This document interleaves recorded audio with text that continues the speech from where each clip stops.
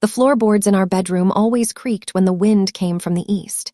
It was a low, groaning sound, like an old ship settling into deep water. I lay there in the dark, my fingers curled tightly against the edge of the sheet, staring at the ceiling where the headlights of a passing car cut a momentary white scar across the plaster.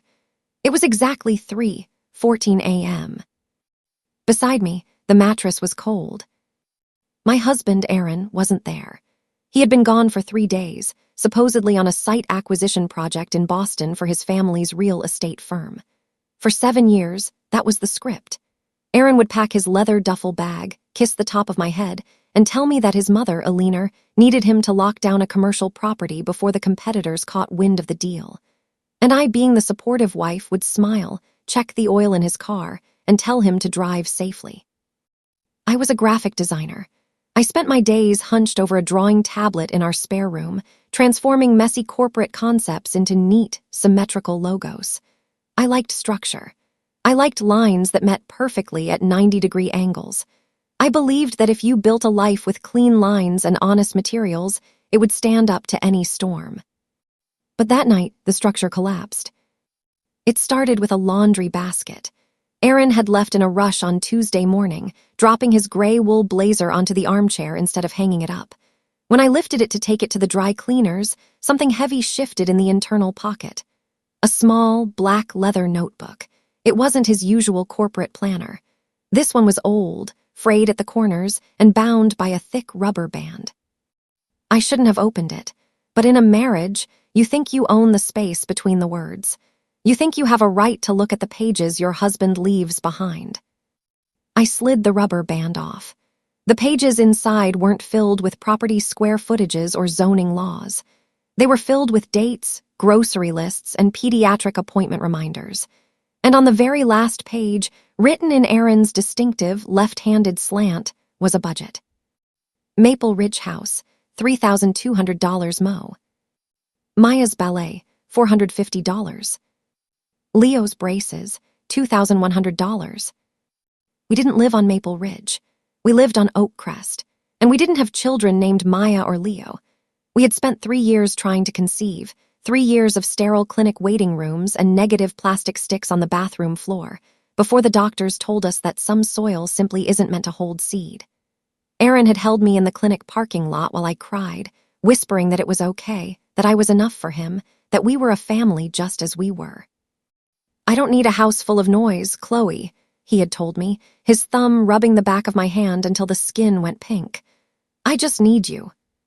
I stared at the black notebook under the glow of the desk lamp. The text didn't swim or blur. It stayed exactly where it was, hard and sharp as an incision.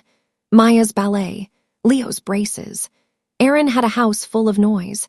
He had just built it 30 miles away, behind a wall of silence that had taken him 7 years to construct. The drive to Maple Ridge took 42 minutes. The rain was coming down in that steady gray sheet that makes the highway look like slate.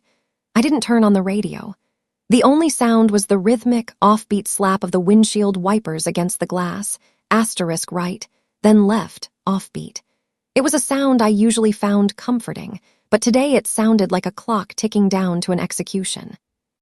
The neighborhood was one of those new subdivisions where the trees are still small and supported by wooden stakes.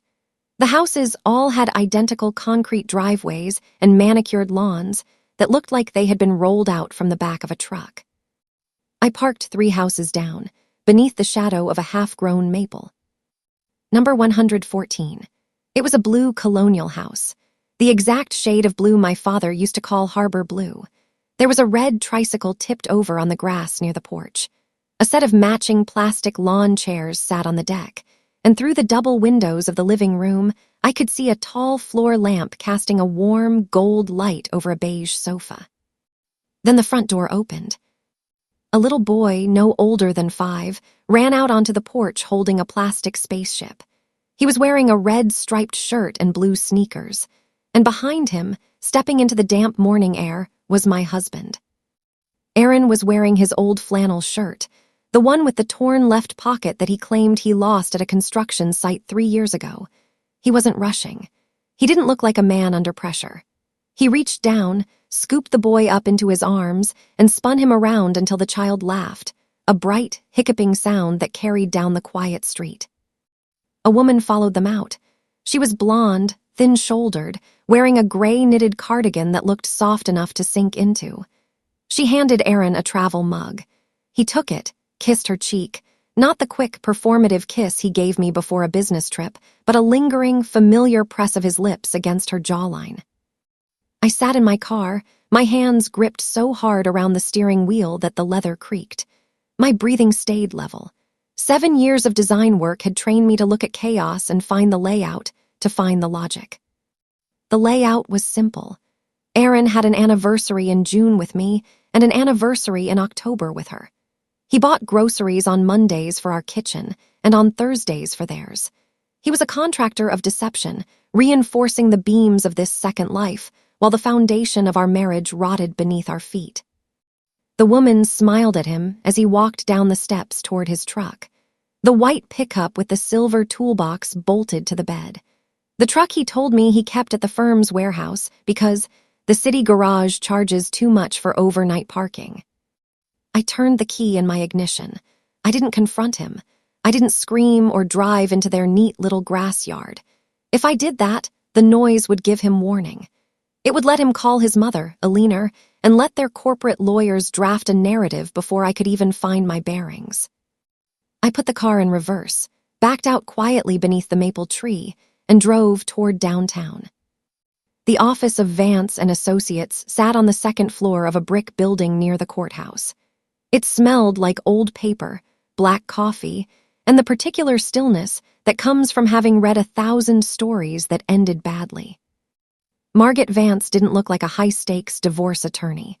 She was in her late 50s, with silver hair pinned back by a simple wooden clip and practical shoes that looked like they had done a lot of walking. She didn't offer me tea or sympathy. She just opened a clean yellow legal pad, clicked her pen, and looked at me across a desk piled with manila folders. "Tell me the dates," she said. I gave them to her. 7 years of Tuesday to Thursday disappearances, the black notebook, the blue house on Maple Ridge, the names Maya and Leo. Margaret didn't flinch. Her pen moved with a rhythmic, scratching sound across the paper. "The truck," she asked without looking up. "Whose name is on the registration?" "The firm," I said. "Whitfield Development, LLC, his family's company." "And your house on Oak Crest?" "Jointly owned. But my father paid the down payment in 2019, $45,000 from his retirement pension. He wrote the check directly to the title company." Margaret stopped writing. She took off her reading glasses, let them hang from the silver chain around her neck, and leaned forward. "Aaron's mother, Eleanor, chairs the regional banking committee. She knows every judge in this county, Chloe. If we file a standard petition, she will see it before the clerk even stamps the date. The assets will shift, the bank accounts will close, and by the time you reach a courtroom, your husband will look like a man with nothing but a used truck and a mountain of debt." "The trust," I said, my voice cold. "My grandmother's estate trust. It releases on my 30th birthday, next month." Margaret's eyebrows rose. "How much?" $5 million, I said. "Irrevocable. It was set up before Aaron and I ever met." Margaret clicked her pen closed. She looked at the yellow pad, then back at me. "If he knows about that money, he isn't going to let you walk away cleanly. He will claim half as marital property. He will argue that his real estate expertise helped maintain your lifestyle while that trust accrued." "He doesn't know," I whispered. "My grandmother, Sylvia, didn't trust him. She told me on her deathbed that some men build houses just so they have a place to hide their secrets. She made me promise to keep the trust documentation at the bank in a safe deposit box he can't access." Margaret allowed herself a small, grim smile. "Your grandmother was a smart woman. Now, here is what we are going to do. We don't file. Not yet. We have exactly 28 days until your 30th birthday. For the next 4 weeks, you are going to be the perfect wife. You will cook his dinners, you will wash his flannel shirts, and you will look him in the eye and pretend you don't know that his son has braces and his daughter takes ballet." She slid a document across the desk, a formal retainer agreement. "I will handle the asset tracking," she continued. But you have to hold the door. If you bend, if you make a scene, his mother will lock us out before we can even find the key. I picked up the pen. My signature didn't shake. It was clean, straight, perfectly aligned with the line beneath it. Aaron came home on Thursday night at 6:15. He smelled of the highway, that mix of stale coffee, exhaust, and cold rain. He dropped his leather duffel bag by the door, walked into the kitchen, and wrapped his arms around me from behind while I was stirring a pot of chicken noodle soup. "God, it's good to be home," he murmured, his face burying into the crook of my neck. Boston was a nightmare. Eleanor had me running through 3 different zoning offices in the financial district. I didn't flinch. I kept my hand steady on the wooden spoon, moving it in a slow, clockwise circle through the broth. "Did you secure the lot?" "Almost," he said, releasing me to grab a glass from the cabinet. "We're close. Another couple of weeks and it should be signed." I watched him pour water from the pitcher. His left hand, the one with the silver wedding band I had chosen for him in a small jewelry shop in Vermont, was steady. He looked exactly like the man I had lived with for 7 years. The man who fixed the leaky faucet under the sink without being asked. The man who brought me ginger ale when I had the flu. The man who sat on the porch with me on Sunday mornings and talked about building a deck behind the garage. "You look tired, babe," he said, turning around and studying my face. "Everything okay at the studio?" "Just a difficult client," I said, offering him a smile that didn't reach my eyes. "A company in Ridgedale wants a logo that looks classy but also tough. I'm having trouble finding the right balance." "You'll figure it out," he said, walking over to pat my shoulder. "You're good at structures. You always find the layout." He took his duffel bag upstairs to the bedroom. A minute later, I heard the shower start running through the thin walls. I walked out to the hallway, lifted his gray wool blazer from the armchair where he had dropped it, and reached into the internal pocket. The black leather notebook was gone. He had already tucked it into his duffel or hidden it in his truck before he walked through the door.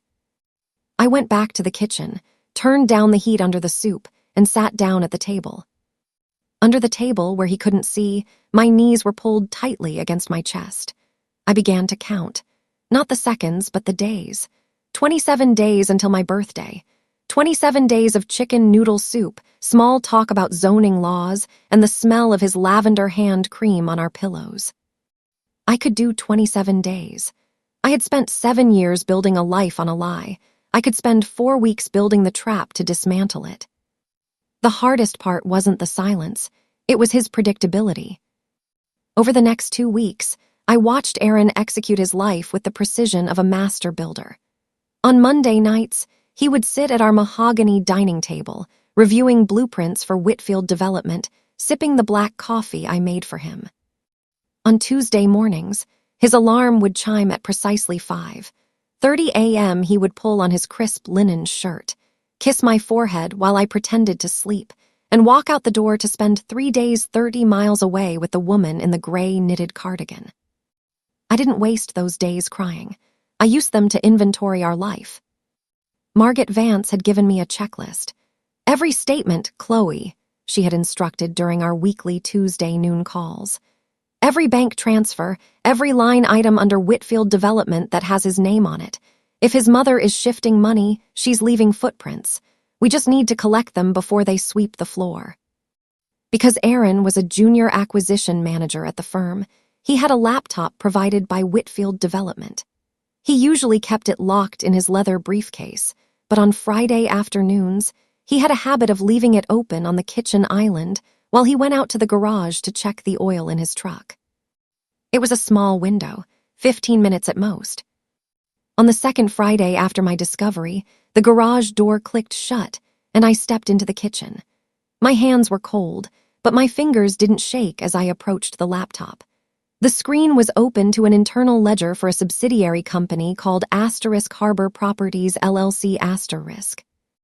I didn't read word by word. I read like an architect, looking for the connections. There it was, a monthly recurring transfer of $3,200 listed under Property Management Expenses, Sublot 14. The destination account belonged to a regional bank in Ridgedale. But it was the cosigner on the Harbor Properties ledger that made my chest tighten. Eleanor Whitfield *. Aaron's mother wasn't just aware of his second family. She was financing it. The architecture of the deception was load-bearing, reinforced by his family's corporate wealth. Eleanor had built the walls, Aaron had painted the trim, and I had been kept in the courtyard, completely blind to the structure looming right behind me. I pulled out my phone, took 4 high-resolution photos of the screen, and closed the tab exactly 3 minutes before the garage door creaked open again. "You're very quiet lately, Chloe," Aaron said that Sunday evening. We were sitting on our back porch, watching the sun sink behind the oak trees, casting long, striped shadows across the grass. He was holding a glass of iced tea, the ice clinking softly against the glass in a regular, slow rhythm. "Just focused on the new project," I said, keeping my eyes fixed on the fence line. "The Ridgedale Company, they rejected the first 3 layout concepts. They said the lines felt too rigid. They want something that looks organic but still carries structure." Aaron laughed, that warm, dry chuckle that had made me feel safe for 7 years. He reached across the small wicker table and wrapped his fingers over my wrist. His skin was warm. "You'll find the balance, babe. You always do. Nobody understands layouts better than you." I looked down at his hand, at the silver band on his ring finger. A savage, cold current rushed through my veins.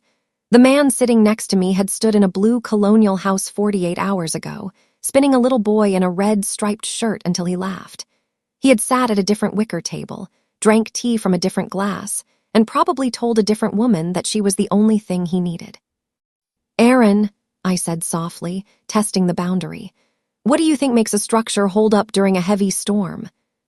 He blinked, a momentary flicker of confusion crossing his dark eyes before he smiled. "Good materials, Chloe, and a foundation that goes deeper than the frost line. If you skip on the concrete, the earth shifts and the whole thing comes down anyway." "Concrete," I repeated. "Right." He went inside to check the score of the baseball game, his sneakers scuffing softly against the screen door latch. I stayed on the porch until the dark settled in, counting the sprinkler rotations in the neighbor's yard. 3 full arcs, then a pause. 3 full arcs, then a pause. He was right about one thing.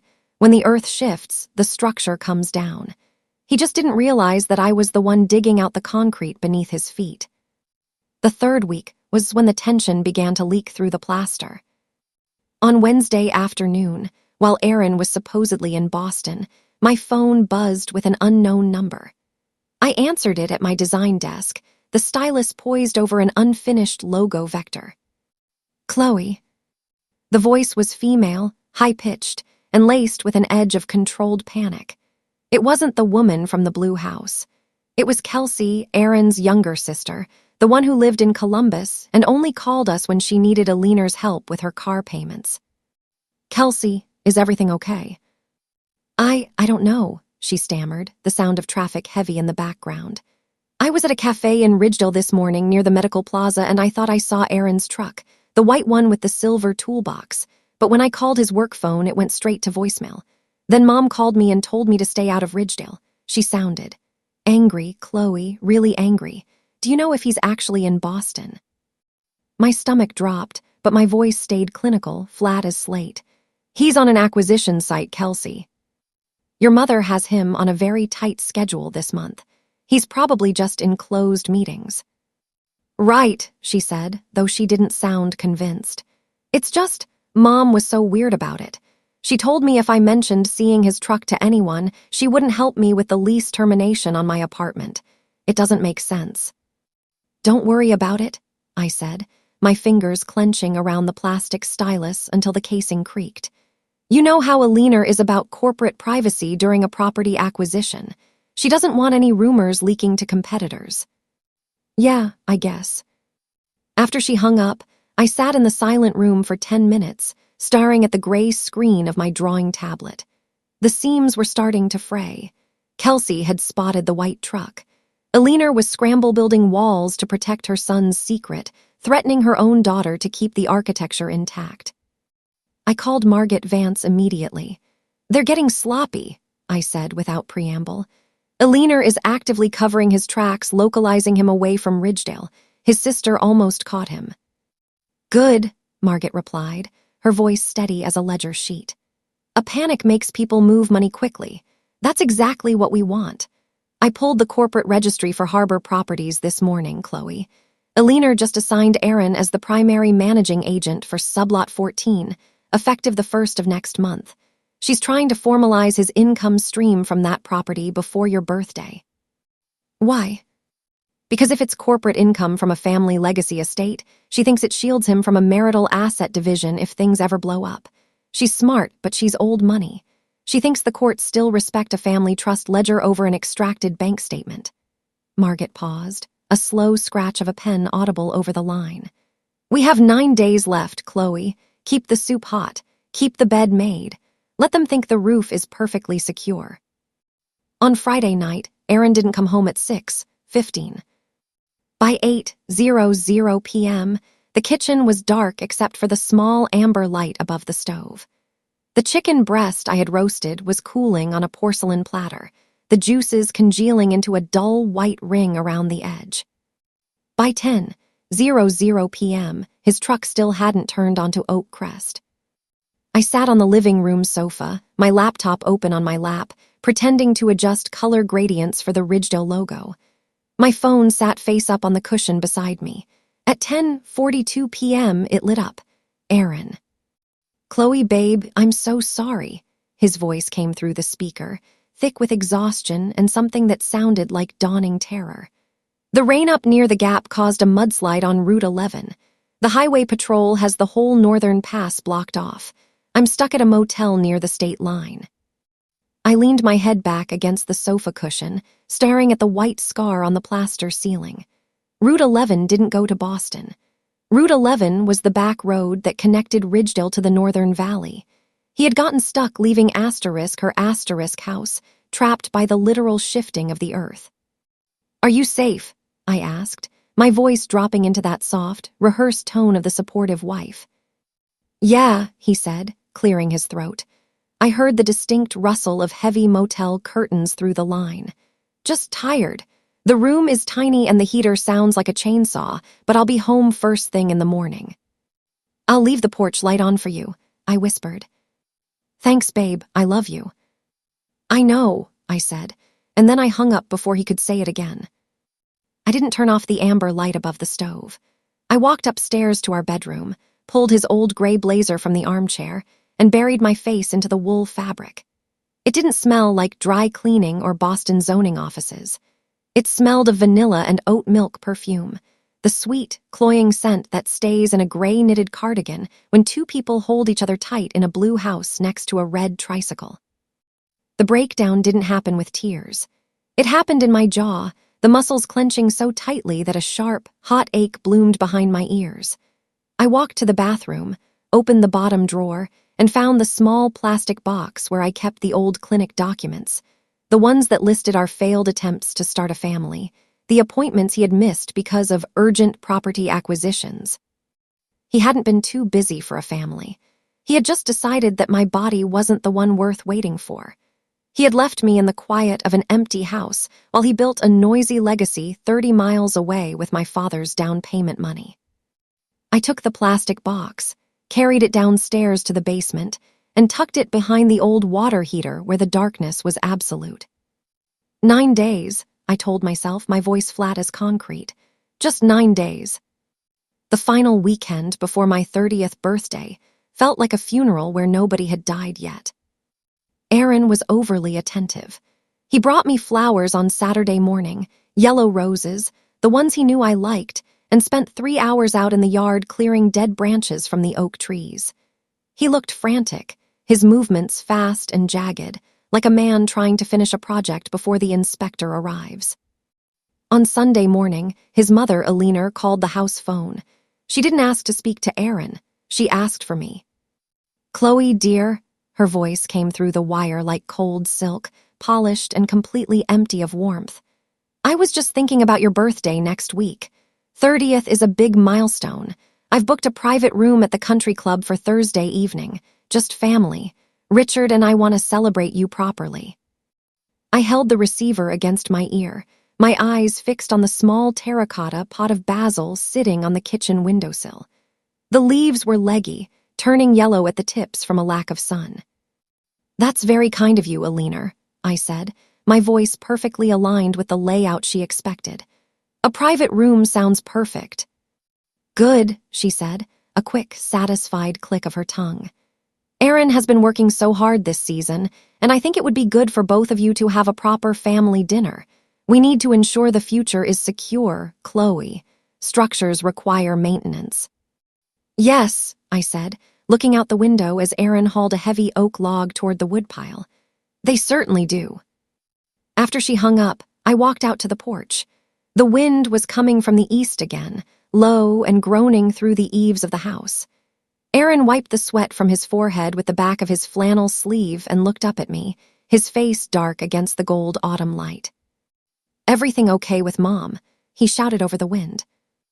"Everything is fine, Aaron," I called back, my hands gripped tightly around the porch railing. "She's just setting the table for Thursday." He smiled, nodded, and went back to his log pile. He didn't see the white sedan parked at the end of the street, the one Margaret Vance had hired to watch the Oak Crest house. He didn't know that the ledger for Harbor Properties had already been subpoenaed by a county judge, or that my grandmother's trust document was sitting in a leather briefcase on Margaret's desk, ready to be unsealed at midnight on Wednesday. He thought he was the architect of this life. He thought he had reinforced every beam and cleared every line. But as I stood there in the cold wind, watching him sweat over wood that wasn't his, I knew that the deadline wasn't just on the calendar. It was already in the room. The clock on the dashboard of my car read 11:47 p.m. when I pulled into the parking lot of the county bank on Wednesday night. The rain had finally stopped, leaving the asphalt slick and black, reflecting the orange streetlights like shattered glass. Margaret Vance was already waiting for us in a gray sedan, her headlights cut, her reading glasses glinting in the dark as she reviewed a stack of documents on her lap. Beside her sat a young man in a tailored trench coat, Jonathan Ellis, the authenticating attorney from Morrison and Blake, whom Margaret had retained to witness the unsealing. 12 minutes, Chloe," Margaret said as I rolled down my window. Her voice was flat, level, carrying that boardroom steel that didn't allow for panic. "The bank manager, a friend of your grandmother, is unlocking the side door at midnight. Once the clock strikes 12, you are a legal adult of 30, and the Sylvia Mayer's irrevocable trust releases. Aaron's mother has spent the last 48 hours trying to file an emergency injunction to stall your account tracking, but she's running out of rooms to hide in." "Did she find the ledger?" I asked, my fingers tightening around my purse strap. "She found out we subpoenaed Harbor Properties." Margaret allowed herself a grim, quiet chuckle. "She knows the footprints are visible. She called my office 3 times this evening offering a family restructuring settlement. I told her, we don't negotiate with contractors who forge structural supports." At exactly 12:01 a.m., the side door of the brick building clicked open. The vault room was silent, smelling of cold brass, old paper, and security. We stood around a polished oak table while the manager pulled safe deposit box 214 from the wall. My hands were perfectly cold as I slid the key into the lock. The brass lid creaked open. Inside lay 3 pages of dense legal text bound in a faded blue folder, bearing my grandmother's elegant, slanted handwriting on the cover. "For Chloe, build your own roof." Jonathan Ellis stepped forward, unzipping his leather portfolio. "I've reviewed the original trust structure filed in 2019, he stated, his voice carrying the formal weight of a courtroom verdict. "The terms are absolute. $5 million, fully vested, with a strict asset-shielding clause. Because the funds originated from an out-of-state legacy policy and were never commingled with Whitfield Development Bank accounts, they carry 0 marital property liability. Your husband has no claim. His mother has no standing." Margaret Vance tapped the yellow legal pad in her hand. "The trap is set, Chloe. The corporate ledger for Harbor Properties shows they transferred $3,200 to the Blue House account yesterday morning. Aaron signed the authorization using his corporate badge. He has no idea that a county sheriff is currently waiting at the Oak Crest house with a fraud disclosure warrant. I folded the blue folder, tucked it into the inside pocket of my purse, and looked at the clock on the vault wall. 12:08 a.m. I was 30 years old. The money was mine, the proof was signed, and the man who had erased me from his family timeline was currently sleeping in a bed I had paid for, completely blind to the storm that had just made landfall.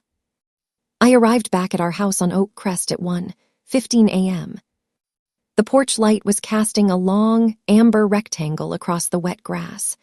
I badged in through the garage door, my shoes making no sound on the concrete. The house had that heavy, stagnant quiet that only happens when a lie has been sitting in a room for too long. Aaron was asleep, his chest rising and falling in a regular, slow rhythm beneath our linen sheets. His phone was sitting face up on the nightstand, the screen dark. Beside it lay his silver wedding band, the one he always took off before sleep because he claimed the metal made his fingers swell in the humidity. I didn't wake him.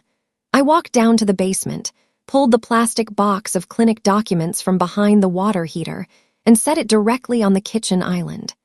Beside it, I placed the photos of the Harbor Properties ledger, the black notebook budget, and the white folder containing the unsealed trust distribution. Then I sat at the table, poured a glass of water, and waited for dawn. At 6:00 a.m., the alarm on his phone chimed. I heard the mattress creak upstairs, the scuff of his feet on the hardwood, and the click of the bathroom door. 10 minutes later, Aaron walked down the stairs, formatting his linen shirt cuffs, his dark hair swept back, looking exactly like the man I had loved for 7 years. He stopped at the bottom step. The morning light was coming through the kitchen window at a low, sharp angle, highlighting the 4 stacks of paper sitting on the granite counter. "Chloe," he blinked, a quick micro-adjustment behind his eyes as he studied my face. "What's all this? You're up early." "The layout is finished, Aaron," I said, my voice level, clinical, flat as slate. "The Ridgedale company approved the concept. They said the lines were exactly where they needed to be to expose the structural failure." He walked closer, his brow furrowing as he reached for the first stack of papers, the photos of the black notebook budget.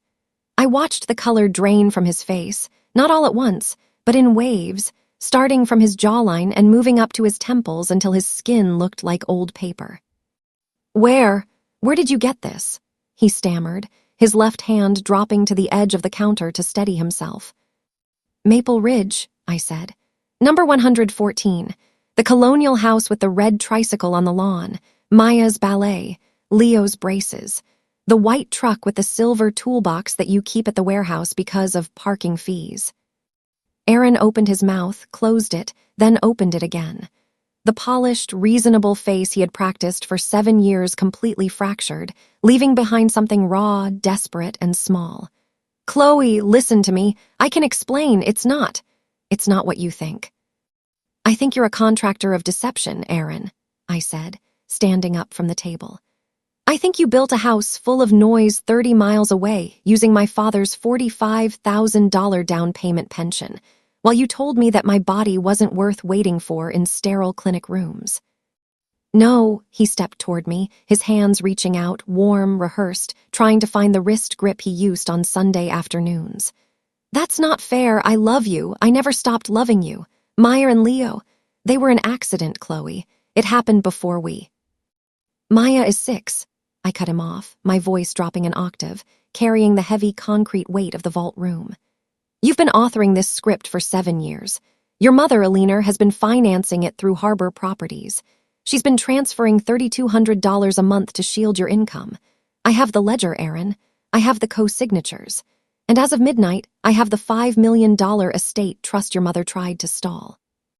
He froze, his fingers stopping 3 inches from my sleeve. "The trust." The front doorbell rang. It was a sharp, definitive sound that cut through the kitchen silence like a gavel. Through the glass partition of the door, I could see the shape of Detective Morrison from the county sheriff's office, a manila envelope tucked under his arm. "That's for your mother, Aaron," I said, walking past him toward the hallway, my heels clicking on the hardwood in that same steady metronome rhythm. "And for you. corporate fraud disclosure, asset hidden under a subsidiary ledger, and marital misrepresentation. Margaret Vance filed the petition at the courthouse 20 minutes ago. He turned around slowly, his face mottled with purple patches of panic. Chloe, please, we can fix this. We can talk about this as a family. I opened the front door, letting the cold morning air rush into the warm hallway tree. I am part of a family, Aaron, I said, looking back at him one final time. The part that keeps promises. You're just a seating chart someone forgot to throw away. The final confrontation occurred 2 weeks later in the main boardroom of Whitfield Development Tower. Eleanor Whitfield sat at the head of the polished walnut table, her cream silk blouse immaculate, her pearl earrings the size of dimes catching the prismatic light from the chandeliers. Her brother Richard sat to her left, his hands folded tightly over a leather briefcase. Aaron was positioned at the far end, looking hollowed out, his linen shirt wrinkled at the cuffs, his silver wedding band gone from his hand. Margaret Vance laid our files on the center of the table with 2 precise, heavy clicks. We are not here to negotiate a reconciliation, Mrs. Whitfield, Margaret stated, adjusting her reading glasses. We are here to deliver terms. The forensic audit of Harbor Properties shows 42 separate instances of corporate funds being routed to Sublot 14 under the guise of property maintenance. That is a felony allocation under state banking regulations, regulations your banking committee oversees.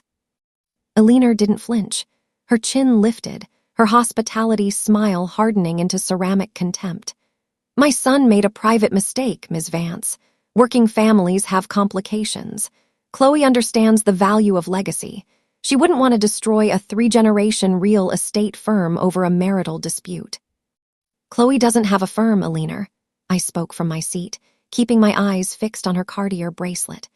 You do, and right now, the Regional Banking Board is reviewing the disclosure photos I took from Aaron's laptop.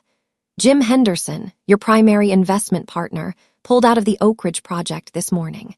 He said he doesn't do business with legacy families who forge structural supports under their own roofs. Eleanor's hand gripped the stem of her glasses so hard the plastic creaked. She looked at her son, then back at me, her eyes shrinking to dark, calculating slits. You ungrateful, scheming. Apologies expire, Eleanor. I cut her off, my voice steady, clean, perfectly aligned with the layout my grandmother had left for me. Boundaries don't. You can keep the oak crest house. You can keep the white truck. The $5 million from Sylvia's trust has already been moved to Chase Private Client under my sole name. Aaron has exactly 30 days to remove his leather duffel bag from my sight. Aaron looked up from the table, his jaw working, his dark eyes filled with the first stirrings of real recognition. Chloe, what about Maya? What about the kids? They didn't do anything wrong. They deserve a father who doesn't live in a white truck between Tuesdays and Thursdays, Aaron, I said, standing up from the walnut table. Go build them a house. Just make sure you pay for the concrete yourself this time.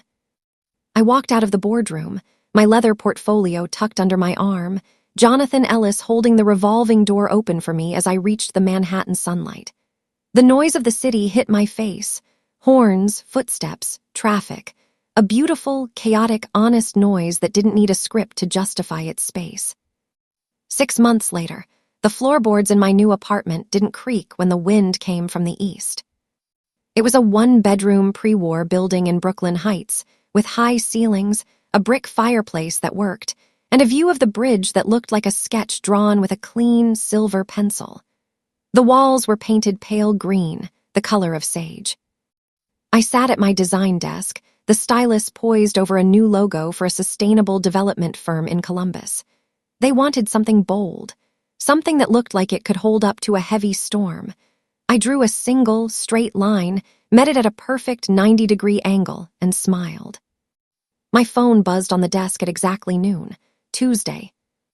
It wasn't Aaron. His number had been blocked since the day of the boardroom hearing. It was my father, Dave. He was calling from his porch in Millfield, the sound of his old country radio skipping a beat in the background. Hey, Bluebird, his rough, warm voice came through the speaker, smelling of gasoline soap and pride. Just checking in. The water heater in your new place holding up?" "It's perfect, Dad," I said, leaning back in my chair, looking at the small terracotta pot of basil sitting on my new windowsill. The leaves were thick, dark green, and turning toward the sun. "The lines are completely clean." "Good," he chuckled. "Your mother says she's sewing curtains for your kitchen window this weekend. Gingham, the blue kind." "Tell her I'll count the plates," I whispered. After he hung up, I picked up my father's old pocket watch from the desk tray, the one with the cracked crystal that ticked louder than it should have. I kept it wound every morning. It didn't need Aaron's permission to keep time. It didn't need Eleanor's banking committee to validate its rhythm. It just kept going, mechanical, honest, and completely secure. I didn't get revenge on my husband. I didn't need revenge. I became someone who didn't need his script to know where the structure belonged. And that turned out to be the most devastating layout of all.